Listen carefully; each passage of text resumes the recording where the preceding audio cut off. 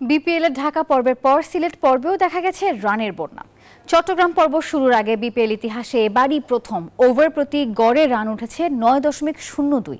আর এর আগে 2019-20 মৌসুমে বিপিএল এ ওভার প্রতি সর্বোচ্চ রান উঠেছিল 8.24 করে। টি-20 ক্রিকেট মানেই ব্যাটিং তাণ্ডব। দর্শকরা মাঠে যান কিংবা টেলিভিশনের সামনে বসেন চার ছক্কা দেখতেই। বিপিএল এর রান হয় না এমন অভিযোগ প্রায় শোনা যেত দর্শকদের কাছে। তবে এবারের বিপিএল সেই দর্শক আগ্রহ মেটাচ্ছে দারুণভাবেই। ঢাকার পর সিলেট পর্বেও রান বন্যায় দেখেছে বিপিএল, এমনটা বলাই যায়। পরিসংখ্যানও তাই বলছে। চট্টগ্রাম পর্ব শুরুর আগে এবারের বিপিএল এ ওভার প্রতি রান উঠেছে 9.02।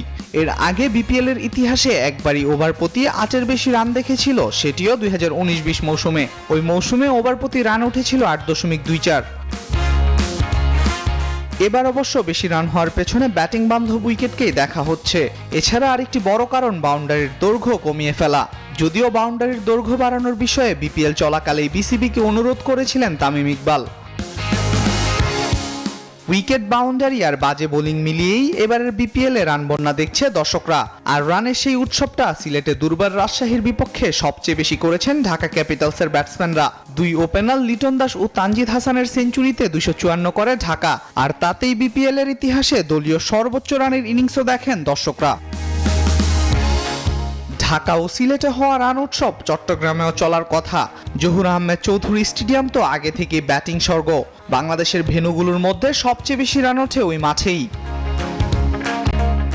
এবার বিপিএল এ যদি শেষ পর্যন্ত ওভার প্রতি রানটা 9-এর উপরে থাকে, তবে সেটিও হবে আরেকটা বড় ঘটনা। কমপক্ষে 20 ম্যাচের ফ্র্যাঞ্চাইজি টুর্নামেন্টে 9-এর উপরে ওভার প্রতি রান ওঠার ঘটনা মাত্র 4টি।